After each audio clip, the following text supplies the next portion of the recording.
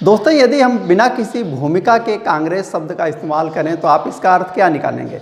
आप यह अर्थ निकालेंगे कि यह भारत की इंडियन नेशनल कांग्रेस है, जो कि एक राजनीतिक पार्टी है। लेकिन यदि हम यह कहें कि हम अमेरिका के बारे में बात कर रहे हैं, संयुक्त राज्य अमेरिका के बारे में बात कर रहे हैं, तो उसका अर्थ बदल जाएगा, क्योंकि वहाँ पे कांग्रेस क्या है? वहाँ की लेजिस्लेटिव है, यानी कि वहाँ की व्यवस्थापिका है। और आज के इस लेक्चर में हम यही जानने की कोशिश करेंगे कि आज जो वहाँ की कांग्रेस है उसका वर्तमान स्वरूप आखिर कैसे आया और वह क्या है। तो सबसे पहले तो आप यही देखेंगे, इंट्रोडक्शन इसको मान लीजिए कि कांग्रेस क्या है। कांग्रेस वहाँ की व्यवस्थापिका है। कांग्रेस वहाँ की क्या है? व्यवस्थापिका है, जिसे आप विधायिका भी बोलते हैं। और इसका मूल काम क्या है? इसका मूल काम है, कहीं भी कोई विधायिका होती है, व्यवस्थापिका होती है, लेजिस्लेटिव होती है, तो उसका मूल काम क्या है? कानूनों का निर्माण करना और संविधान में संशोधन करना। ये उसके दो मूल कार्य होते हैं। तो यह व्यवस्थापिका है। दूसरी चीज़ ये कि यह वर्तमान में द्विसदनात्मक है। द्विसदनात्मक है, और इसको हम क्या कह रहे हैं? कांग्रेस कह रहे हैं। और इसके दो सदन कौन कौन से हैं? एक को हम कहते हैं प्रतिनिधि सभा, और दूसरे को हम बोलते हैं सीनेट। ये वर्तमान में इसके दो सदन हैं। लेकिन यदि हम इसकी हिस्ट्री देखें तो हमें कांग्रेस का जो कंपोजिशन है, जो संगठन है, जो संरचना है, वो ज़्यादा बेहतर तरीके से समझ में आएगी। और यह भी समझ में आएगा कि आखिर यहाँ द्विसदनात्मक व्यवस्था क्यों है और यह द्विसदनात्मक व्यवस्था कैसे आई। तो आपको याद होगा कि 1787 में संविधान बना था, जो लागू कब हुआ? 1789 में लागू हुआ। और इस संविधान के माध्यम से वहाँ पे द्विसदनात्मक व्यवस्थापिका लागू हुई। लेकिन एक और चीज़ आप जानिए कि ये जो उपनिवेश थे, और इनकी संख्या कितनी थी? 13 थी। 13 उपनिवेश। ये पहले किसके अधीन थे?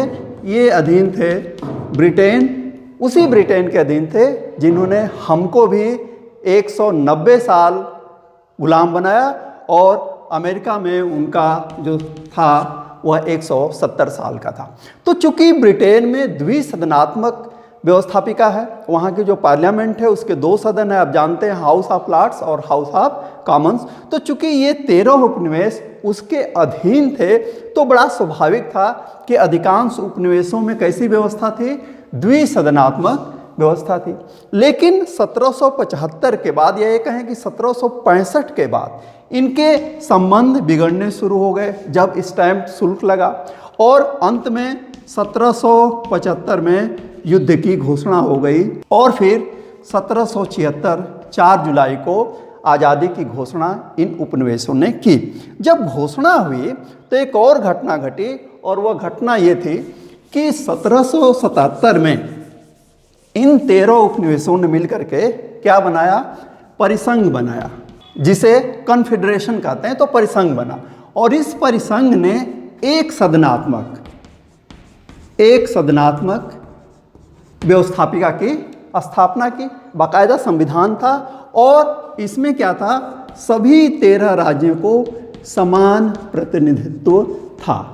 प्रतिनिधित्व समान था, यानी उनके आकार, उनकी पॉपुलेशन को नहीं देखा गया।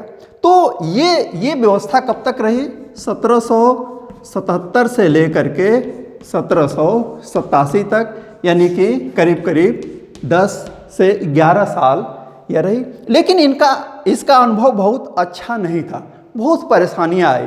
तो जब संयुक्त राज्य अमेरिका बन गया, यानी आज़ाद हो गया ब्रिटेन से, उसकी जीत हो गई 1781 में, क्या हुआ? ये विजय हुई इनकी, और 1783 में उस ब्रिटेन ने इनको क्या किया? मान्यता भी प्रदान कर दी।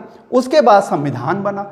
जब संविधान बना तो इस बात पे व्यापक विचार विमर्श हुआ कि आखिर जो व्यवस्थापिका हो वह कैसी हो। तो इसको लेकर के 3 प्रस्ताव आए। पहले को हम कहते हैं वर्जीनिया प्लान।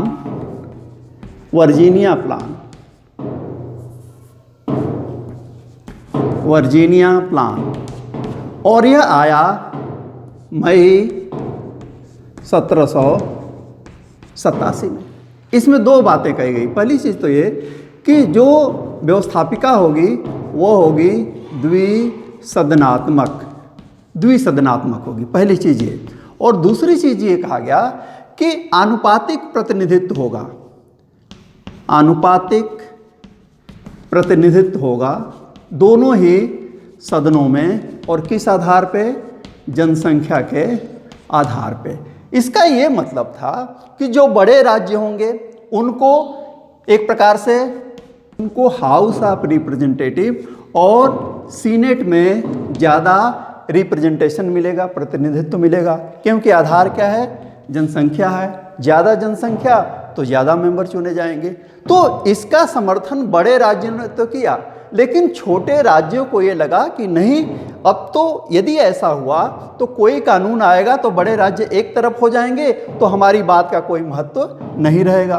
तो वह मई में आया था। तो दूसरा प्लान आया जिसको कहते हैं न्यू जर्सी प्लान, और यह आया जून 1787 में। और यह इसके जस्ट उल्टा था। इसमें भी दो बातें कही गई। पहली चीज़ तो ये कि एक सदनात्मक व्यवस्थापिका होगी, यूनिकैमरल व्यवस्थापिका होगी, और दूसरा चीज़ ये कहा गया कि उसमें सभी राज्यों का समान प्रतिनिधित्व होगा। एक प्रकार से ये छोटे राज्यों की तरफ से प्रपोजल था, और जाहिर सी बात है कि दोनों एक दूसरे के बिल्कुल अपोजिट थे। बिल्कुल अपोजिट थे तो फैसला हो कैसे? तो फिर जुलाई में एक तीसरा प्लान आया जिसको हम कहते हैं सरमन प्लान। तीसरा क्या था? सरमन प्लान था, और यह कब आया? जुलाई 1787 में। इसमें क्या कहा गया? इसमें कहा गया, इसमें दो बातें कि बाई कैमरल यानी द्विसदनात्मक व्यवस्थापिका होगी, यानी दो हाउस होंगे उसमें, कांग्रेस में। पहला क्या होगा? हाउस ऑफ रिप्रेजेंटेटिव, और दूसरा सीनेट। तो ये पहली चीज हुई। दूसरे में ये कहा गया कि जो हाउस ऑफ रिप्रेजेंटेटिव है इसमें प्रतिनिधित्व होगा जनसंख्या के आधार पर, जनसंख्या के आधार पर, और जो सीनेट है उसमें सबको समान प्रतिनिधित्व होगा, समान प्रतिनिधित्व होगा। ये चीज़ कही गई। तो एक प्रकार से आप देखें कि इसमें जनसंख्या वाली जो वर्जीनिया प्लान था वह भी आ गया, और समान प्रतिनिधित्व का जो न्यू जर्सी वाला प्लान था दोनों आ गया। तो इसको कहा गया ग्रेट कंप्रोमाइज, महान समझौता, महान समझौता। तो इस प्रकार से फाइनल हुआ, और फिर इस बात को ध्यान में रखते हुए पहले अनुच्छेद में, संविधान के पहले अनुच्छेद में कोई पूछे कि व्यवस्थापिका या कांग्रेस का जिक्र कहाँ है, तो आप क्या कहोगे? अनुच्छेद 1 में कहा गया कि जो सभी व्यवस्थापिकीय शक्तियाँ होंगी, ऑल लेजिस्लेटिव पावर, समस्त विधायी शक्तियाँ, समस्त विधायी शक्तियाँ ये किस में होंगी? ये होंगी कांग्रेस में। कांग्रेस क्या है? पहले ही मैंने बताया है कि कांग्रेस वहाँ की व्यवस्थापिका। इसी में ये कहा गया कि यह जो कांग्रेस है दो सदनों से मिलकर बनेगी। पहले सदन को कहा गया हाउस ऑफ रिप्रेजेंटेटिव, प्रतिनिधि सभा, और दूसरे को कहा गया सीनेट। इसमें आपको मालूम है कि इसमें जो प्रतिनिधित्व होगा किस आधार पे? जनसंख्या के आधार पे, और इसमें राज्यों के आधार पे, यानी कि सभी क्या हैं? समान होंगे, क्योंकि राज्य तो राज्य है, चाहे छोटा हो चाहे बड़ा हो। तो ये मूल संविधान में था। मूल संविधान में यह भी कहा गया था कि एक पर यानी एक प्रतिनिधि चुने जाने के लिए कितना अनुपात होना चाहिए, 30,000 पे एक प्रतिनिधि चुने जाने चाहिए। और यहाँ तो ऐसा कुछ था नहीं, क्योंकि राज्य वहाँ पे बेसिस है। और इस आधार पे जो प्रतिनिधि सभा के सदस्यों की शुरुआती संख्या थी वह कितनी थी, 65, और राज्य कितने थे, 13। इसमें कुछ बड़े थे, जैसे वर्जीनिया को 10 सीट दी गई, तो किसी को 5, किसी को 4 और किसी को 1 भी दी गई। और यहाँ तो कितने हो गए, 13 गुणते 2 तो 26 शुरुआत में थी। लेकिन जैसे जैसे राज्य बढ़ते गए तो यह जो 13 राज्य हैं ये बढ़कर आज कितने हो गए हैं, ये 50 हो गए हैं। और यह जो 65 की संख्या है वह बढ़कर कितनी हो गई है, 435 हो गई है। तो वर्तमान में हाउस ऑफ रिप्रेजेंटेटिव में कोई पूछे कितने मेंबर हैं तो 435, और यह संख्या भी 50 गुणते 2 होकर के कितनी हो गई है, 100 हो गई है।